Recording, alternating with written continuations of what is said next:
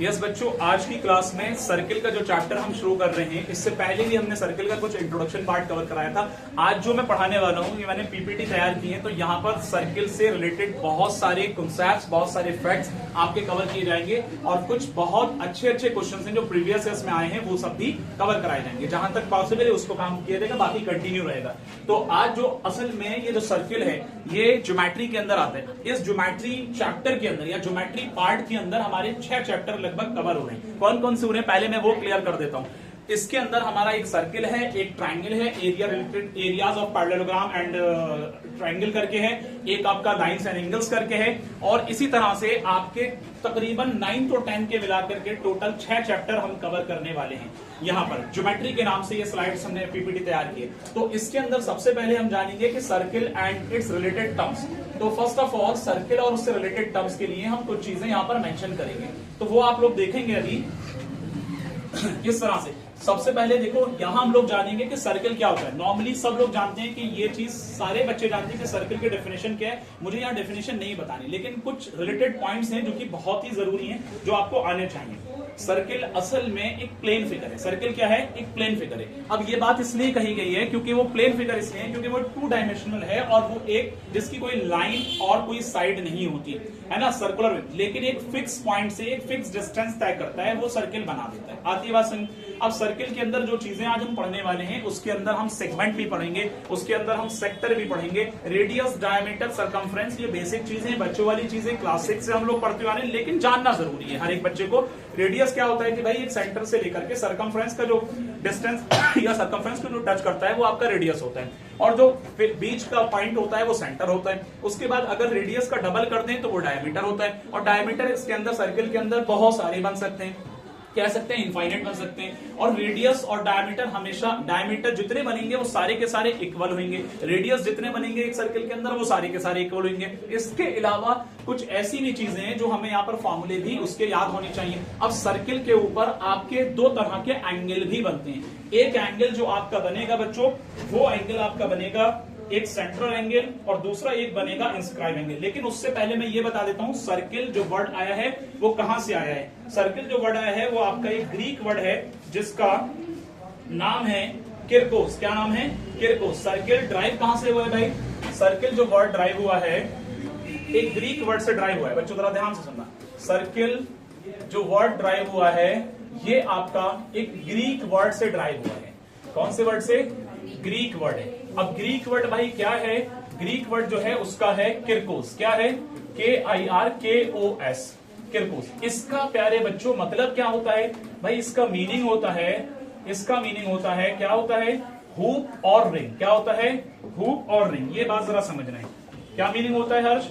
Hoop और ring. इसका meaning है प्यारे बच्चों हुप या रिंग। ये बात हमें समझे। तो हमने एक नई चीज ये जानी कि भाई इसका वर्ड कहां से आया? कहां से आया? ग्रीक वर्ड से आया।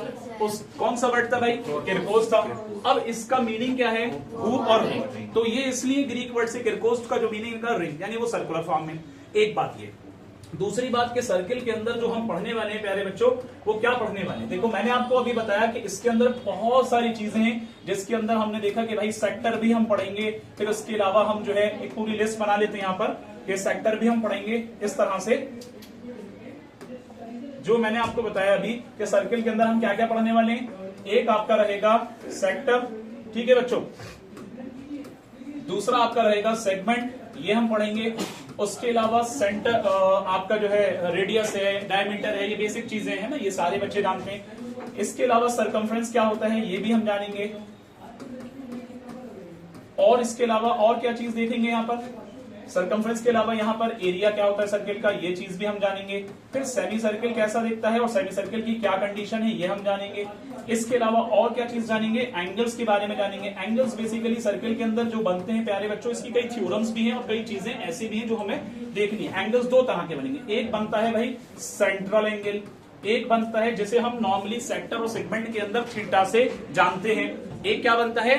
Central angle. दूसरा क्या बनता है आपका?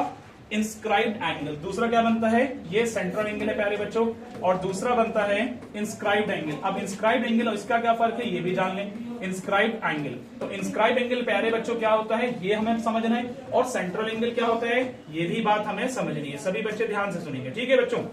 तो मैं बात कर रहा था कि सेंट्रल एंगल किस तरह दिखेगा वो आप देखेंगे, जो कि जब कभी भी किसी भी सर्किल के ऊपर आपका जो दो आपके रेडियस से कनेक्ट होकर के आता है, दो रेडियस से कनेक्ट होकर के आता है, दो रेडियस और आर्क के बीच में जो एंगल होता है वो सेंट्रल एंगल कहलाता है, जैसे नॉर्मली सेक्टर या हम सेगमेंट निकालते वक्त थीटा का यूज करते हैं वर्ड, है ना।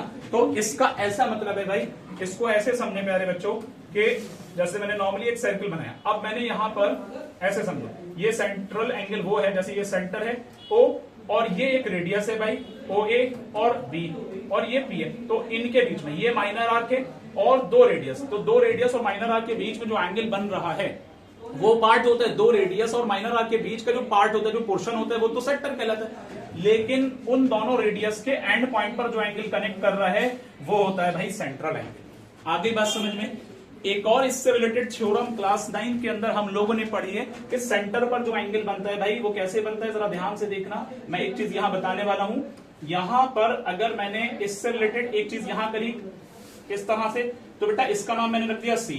अब जरा ध्यान से देखना कि ये वाला जो एंगल होगा प्यारे बच्चों, इसका नाम मैं रख रहा हूं एंगल AOB अकेला इक्वल होगा इसके दोगुने के, ट्वाइस ऑफ एंगल ACB। इतनी बात समझ में आती है। इस बात का सेंस क्या आ जाता है कि सेंटर वाला एंगल इससे दोगुना होता है, और ये थ्योरम के अल्फाज में क्लास 9 के अंदर हम लोगों ने थ्योरम 10.8 ओल्ड बुक के अकॉर्डिंग पढ़ी है। याद है सबको, हमने बताया कि वहां पर जो एंगल इस तरह से क्रिएट होता है, पूरी एक स्टेटमेंट है, वो मैंने कल भी क्लास में परसों भी बताया।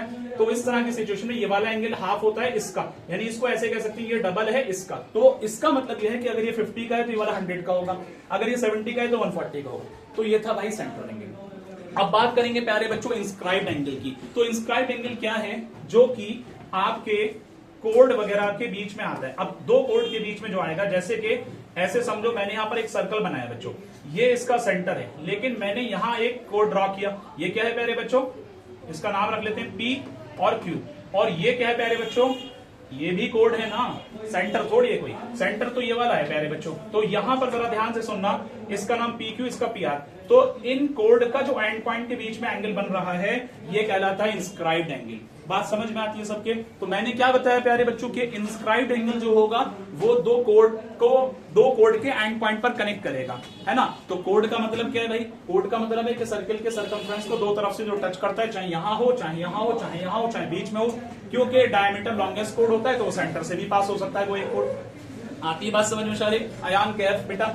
अब यहां पर ये था इंस्क्राइब। अब इंस्क्राइब एंगल से रिलेटेड एक थ्योरम और कनेक्ट कर देता हूं साथ साथ। वो थ्योरम भी क्लास 9 के अंदर सारे बच्चों ने पढ़ी है और मैंने रिसेंट अभी 1-2 दिन में बताया है। तो यहां पर बेटा जरा गौर से देखना है, यहां मैं बता रहा था कि जैसे मैंने एक कोड यहां पर ड्रॉ किया बेटा, और एक दूसरा कोड मैंने यहां पर ड्रॉ कर लिया। मेरी बात ध्यान सुनो, दूसरे कलर से कर देता हूं, थोड़ा दिख जाएगा आप लोगों को। एक कोड प्यारे बच्चों मैंने यहां कर दिया और एक कोड प्यारे बच्चों मैंने यहां कर। अब ये एक कोड था, इसका नाम है QPR। तो QPR एंगल एक ये बन रहा है और एक हमने कर दिया QPRS। तो इसका मैं कर देता हूं प्यारे बच्चों, इसका मैं कर देता हूं यहां पर S। क्या कर देता हूं S। तो QSR। तो ये वाला एंगल और ये वाला एंगल, ये दोनों एंगल आपस में क्या है भाई, बराबर है। ये दोनों एंगल आपस में क्या है, बराबर है। क्योंकि अब मैं याद दिलाता हूं कि angles in the same segment are equal, theorem 10.6 थी आई थिंक ये क्लास 9 की बुक के अंदर, ओल्ड बुक के अंदर। तो क्योंकि बेटा अगर मैंने, ये तो सेंटर है, अगर मैंने यहां से एक ज्वाइनिंग कर दिया बच्चों, जरा और से देखना उस थ्योरम के अकॉर्डिंग, तो ये क्या बन रहा है, यहां से कोड बन रहा है। क्या बन रहा है बच्चों, कोड बन रहा है। जब ये कोड बन रहा है और इधर की तरफ क्या है, आर्क है, तो कोड और आर्क के बीच का भाई ये वाला अगर पोर्शन में ऐसे कर देता हूं, जरा ध्यान से सुनना, ये वाला शेड वाला, तो ये क्या है, माइनर सेगमेंट। क्या है भाई, माइनर सेगमेंट। एक और चीज हमने जान ली कि क्या है ये, माइनर सेगमेंट। ठीक है बच्चों, माइनर सेगमेंट है। और माइनर सेगमेंट जब आपको नजर आ रहा है तो इसके ऊपर वाला जो पोर्शन है वो मेजर सेगमेंट है। तो जब कभी भी एक ही सेगमेंट के अंदर जो एंगल इंस्क्राइब्ड हो रहे हैं उस कोड के जरिए से बन रहे हैं, सबटेंड हो रहे हैं, तो वहां पर वो दोनों एंगल आपस में बराबर हैं। तो मैं इस बात को कैसे कहूंगा भाई, एंगल Q, बोलो भाई, एंगल QPR ऐसे कह सकता हूं, is equal to angle QSR। Angle QSR इस इसके अकॉर्डिंग भी, इंस्क्राइब एंगल के अकॉर्डिंग भी ये दोनों बराबर है। दूसरी बात, थ्योरम के अकॉर्डिंग बताया गया कि एक ही सेगमेंट में जब एंगल आएंगे तो दोनों के दोनों बराबर हो जाएंगे। तो ये छोटी छोटी चीजें हमें याद होनी चाहिए, ठीक है बच्चों। इसके बाद आगे बढ़ते हैं। यहां पर सेंट्रल एंगल जान लिया, अब सेमी सर्कल का एक कॉन्सेप्ट सिखा देता हूं। सेमी सर्कल के अंदर जो प्यारे बच्चों आपका एंगल आता है वो हमेशा 90 का बनता है, हमेशा 90 का बनता है। फॉर एग्जाम्पल कि मैंने एक सर्कल बनाया, अब ये एक रफ फिगर है बेटा, मैंने एक यहां पर सर्कल बनाया और यहां मैंने एक ये सेंटर रखा, क्या रखा, ये हो गया सेंटर। अब मैंने लाइन यहां पर एक इससे कनेक्ट करके रखी, तो भाई ये क्या होगा, ये डायमीटर होगा ना, तो इससे एक कनेक्ट करके ये बन रहा है, एक कनेक्ट करके ये बन रहा है। तो अगर मैंने इसका नाम ABC कर दिया तो ये जो चीज आ रही है प्यारे बच्चों 90 डिग्री की है, कितने की आएगी, 90। ऑलवेज, क्या कहा मैंने, ऑलवेज। तो प्यारे बच्चों ये एक चीज समझ में आती है कि हमेशा सेमी सर्कल के अंदर जो एंगल बनता है वो 90 का बनता है। अच्छा, एक पॉइंट और कनेक्ट होता है, जो बात मैंने अभी यहां आपको सिखाई, क्या सिखाई, इंस्क्राइब वाली बात। तो देखो यहां पर इंस्क्राइब में मैंने बताया दो कोड से जो एंगल बना, तो एक तरह से इंस्क्राइब्ड एंगल भी है, ये इंस्क्राइब्ड एंगल भी बन रहा है, लेकिन सेंट्रल नहीं हो सकता। अब एक चीज क्लियर करता हूं, सेंट्रल एंगल इसके अंदर कौन सा है, जो लाइन के ऊपर है, जो कि 180 का है। तो अगर आप ध्यान से देखेंगे तो यहां पर जो लाइन जा रही है स्ट्रेट एंगल बना रही है, तो स्ट्रेट एंगल क्या होता है, वो 180 होता है। ये बात एक समझ में आती है।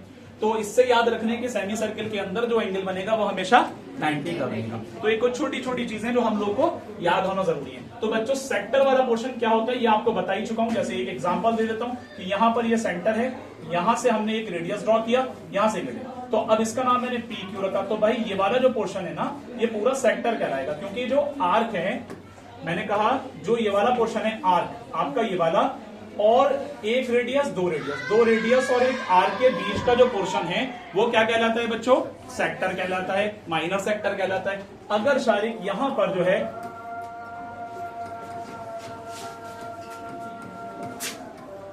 यस बॉयज एंड गर्ल्स, ये पॉइंट सारे सबके क्लियर है बेटा, सारे सबके पॉइंट्स क्लियर है बेटा, yes sir, yes boys, last bench please focus करें। ये इसमें किसी को कोई प्रॉब्लम, किसी बच्चे को, इंपॉर्टेंट पॉइंट्स हैं, बोर्ड पॉइंट ऑफ व्यू से भी इंपॉर्टेंट है, एंट्रेंस पॉइंट ऑफ व्यू से भी इंपॉर्टेंट है, अच्छे से सुनना है। अबू तला बेटा फोकस करें। मैंने सॉरी बेटा, सेंट्रल एंगल और इंस्क्राइब एंगल एक बार फिर रिपीट कर देता हूं। सेंट्रल एंगल, इस बच्चे ने पूछा, एक बार फिर रिपीट कर रहा हूं, सभी लोग सुने। सेंट्रल एंगल बेटा वो होता है जब कभी भी दो रेडियस के जो एंड पॉइंट को कनेक्ट करता है और सेंटर पर वो रेडियस जुड़ जाते हैं। फॉर एग्जाम्पल जैसे कि सेक्टर के अंदर कंडीशन आती है, तो एक रेडियस यहां से, एक रेडियस यहां से, इसका एंड पॉइंट ये है, तो दोनों के बीच का जो एंगल होगा यही सेंट्रल एंगल कहलाता है। नॉर्मली हम सेक्टर के वक्त में थीटा इसको बोलते हैं, क्योंकि अब मैं याद दिलाता हूं ये माइनर सेक्टर था और इसका फॉर्मूला क्या होता है प्यारे बच्चों, area of sector is equal to theta by 360। क्या होता है प्यारे बच्चों, theta by 360 into pi r square, है ना, ये होता है। तो थीटा मीन सेंट्रल एंगल। अब एक बात दूसरी, इंस्क्राइब एंगल क्या है भाई, जब कभी भी दो कोड के बीच पे दो कोड बन रहे हैं, उन दोनों कोड का एंड पॉइंट जुड़ जाता है, उस जगह पर जो एंगल बन रहा है वो क्या है भाई, वो इंस्क्राइब एंगल है। फॉर एग्जाम्पल की ये कोड ही तो है मेरे बेटा, यहाँ पर Q से P क्या है, कोड है ना, और P से R क्या है, कोड है ना, दोनों का एंड पॉइंट यहाँ आ गया, तो जाहिर है कि ये वाला एंगल क्या होगा, इंस्क्राइब्ड एंगल होगा। याद रहेगी ये बात। और मैंने कंडीशन एक और थ्योरम क्लास 9 की एक थ्योरम बताई थी बेटा, कि वहां पर जब सेम सेगमेंट में एंगल आते हैं, देखो ये कोड यहाँ एक और मैंने एक्स्ट्रा ड्रॉ कर दिया, उसके बाद नीचे वाला पोर्शन माइनर सेगमेंट है, ऊपर वाला पोर्शन मेजर सेगमेंट है। मेजर सेगमेंट के अंदर एक एंगल ये वाला था और एक एंगल ये है। जब एंगल सेम सेगमेंट में होते हैं तो हर्ष बेटा वो क्या होते हैं, वो इक्वल होते हैं। हर्ष यहाँ पर फोकस करें, तो यहाँ पर angle in the same segment करके एक थ्योरम है क्लास 9 की, तो वहां पर हमने पढ़ा है angle in the same segment are equal. बात क्लियर होगी बेटा, इतना सबका क्लियर। एरिया के रिलेटेड बात करेंगे भाई, नॉर्मली सब जानते हैं कि area of circle pi r square, circumference of circle 2 pi r होता है। पाई एक कांस्टेंट वैल्यू है, पाई के बराबर जो होता है 22/7 और 3.14 होता है, but pi is also called an irrational number, not a rational number. Point to be noted here. बात समझ आ गई। क्लास 9 के अंदर एक बार सवाल बना था कि पाई क्या है, तो उसका आंसर एक आया रैशनल, दूसरा आया इर्रेशनल, तीसरा आया 22/7, चौथा है 3.14। तो प्यारे भोले वाले बच्चों ने कहा यार 22/7 या 3.14 है, लेकिन 22/7 सर बहुत ज्यादा लगवाते हैं, तो 22/7 आंसर लगा दिया। बच्चों का नादान सोच है, लेकिन कॉन्सेप्ट क्लियर नहीं था। तो फिर हमने जब पता चला कि ये सवाल जब बच्चे ने आकर के डिस्कशन रहा, तो हमने कहा, वो 9 का 6 का बच्चा था आई थिंक, एक बार आया, तो हमने कहा फिर उससे कि बेटा ये चीज ऐसे है, तब फिर वो हर बार बच्चों को बताई जाती है। याद रहेगी ये चीज। चलिए इसका फोटो लेना है। इसके अलावा आगे और चीजों में हम चलेंगे, अभी सेगमेंट में चलेंगे। अब बात करेंगे सेक्टर और सेगमेंट। देखो सेक्टर कैसा दिखता है, मैंने पीछे भी बताया, दो रेडियस और माइनर आर्क के बीच का जो पोर्शन है वो सेक्टर है, यानी ये आपका O है, ये A है, ये B है, तो इसका मतलब यहां से ये थीटा कहलाएगा। क्या कहलाएगा? ये थीटा। ये वाला पूरा पोर्शन सेक्टर है। नॉर्मली हमने जाना कि एरिया ऑफ माइनर सेक्टर क्या होता है, जल्दी से बताएं। एरिया ऑफ माइनर सेक्टर बच्चों क्या होता है?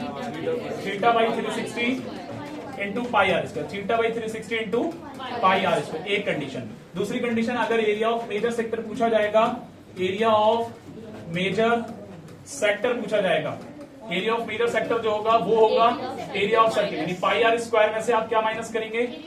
Minus area of minor sector. आती है बात समझ में? इस तरह आप कर सकते हैं बच्चों, क्लियर। इसी तरह से अगर आपसे सेगमेंट से रिलेटेड चीज पूछी जाती है, मेजर सेक्टर आपका ऊपर वाला पोर्शन बचा हुआ, अगर आपसे सेगमेंट से रिलेटेड, जैसे कि मैं यहां दूसरे तरह से लेता हूं। अब जैसे कि आपसे यहां पर कहा गया बच्चों कि ये आपका क्या है, इधर वाला पोर्शन मैंने रखा A और B, तो प्यारे बच्चों ये चीज क्या है? Minor segment. क्या है भाई?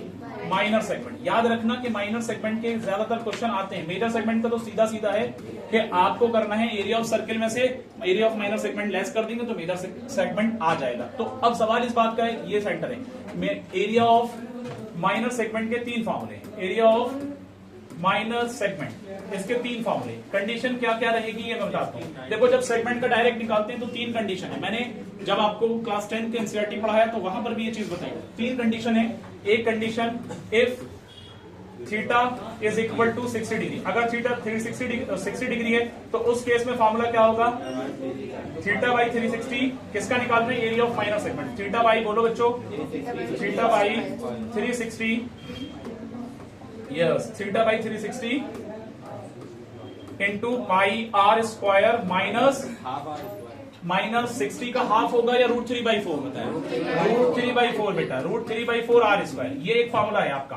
किसका है प्यारे बच्चों? Area of minor segment in case of theta will given 60 degree. In case of theta will given 60 degree. अगर प्यारे बच्चों कि थीटा आपको दिया जाएगा, अगर प्यारे बच्चों थीटा आपको दिया जाएगा 90 डिग्री, तो उस केस में क्या करेंगे? देखो दूसरा कलर लेते हैं। थीटा आपको दिया जाएगा 90 डिग्री, कितना?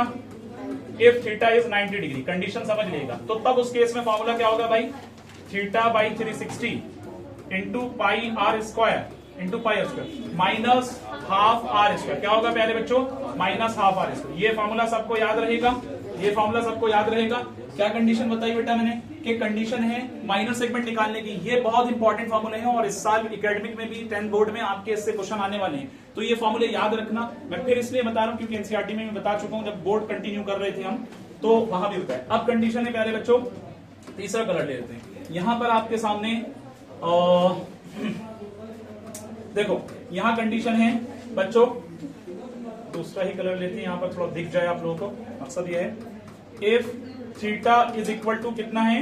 120 डिग्री। इससे बाहर कोई क्वेश्चन नहीं है। कुछ बच्चे मुझसे सवाल करते हैं कि सर अगर थीटा 60, 90, 120 के अलावा है तब कौन सा लेंगे? तो नॉर्मल फॉर्मूला फिर आपका जो है एरिया ऑफ सेगमेंट का, तो वो क्या होता है भाई? एरिया ऑफ सेगमेंट का वहां पर क्या होता है? Theta by 360 into pi r square, उसके बाद minus r square into sine theta into cos theta. एक कंडीशन वो भी है, लेकिन आता नहीं है। मैं आपको बता दूं 99% मैंने ऐसा देखा है कि थीटास पे जो क्वेश्चन अगर बन रहे हैं, मतलब सेगमेंट के क्वेश्चन एरिया निकालने के जो बन रहे हैं बेटा, तो वो 60 डिग्री हर्ष बेटा और 90 डिग्री और 120 डिग्री। तो 60 डिग्री पे एरिया ऑफ सेक्टर में से भाई सेगमेंट यही तो है, ये होता है सेक्टर पूरा ये वाला पोर्शन। तो इसमें से ये पोर्शन घटाने के बाद एरिया ऑफ सेक्टर में से ट्रायंगल लेस करते हैं तब जाकर ये आता है। तो सीधा सीधा कॉन्सेप्ट है कि सेगमेंट का निकालेंगे इन केस ऑफ 60 क्या होगा? Theta by 360 into pi r square minus है ना बेटा 3/4 रूट स्क्वायर। थीटा बाई 360 90 के केस में बेटा यहाँ से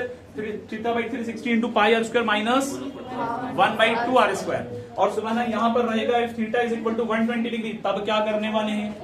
120 के केस में मैंने बताया एरिया ऑफ सेक्टर में से माइनस करेंगे r square into sine 60 into cos 60। इतना याद रखेंगे। तो मैंने फॉर्मूला लिख देता हूँ, theta by 360 into pi r square minus r square into sine 60 degree into cos 60 degree. कितना? Sine 60 into cos. ये चीज किसके लिए है बेटा? ये चीज है जब थीटा आपका 120 वाला केस हो। इतनी बात सबको याद रहेगी प्यारे बच्चों? सभी बच्चों को याद रहेगा? कोई दिक्कत इसके अंदर? आगे बढ़ते हैं, ठीक है।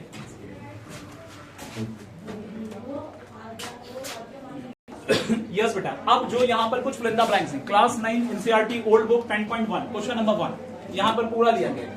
The centre of a circle, प्यारे बच्चों, द सेंटर, ध्यान से सुनना प्यारे बच्चों, the centre of a circle, क्या बताया मैंने कि the centre of a circle lies in, क्या होगा भाई, एक्सटीरियर, इंटीरियर होगा, क्या होगा बच्चों, इंटीरियर होगा। सर्किल का सेंटर कहां लाई करता है, हालांकि बेसिक चीज है, बस ली गई इसलिए क्योंकि सर्किल से कनेक्ट कर रहा है। कुछ बेसिक कॉन्सेप्ट क्लियर हो जाएंगे। एकेडमिक पॉइंट ऑफ व्यू से 1 नंबर के एमसीक्यू से ट्रू फॉल्स या फिल इन द ब्लैंक्स में आ सकते हैं। बोर्ड भी कवर हो रहा है साथ साथ, है ना बेटा।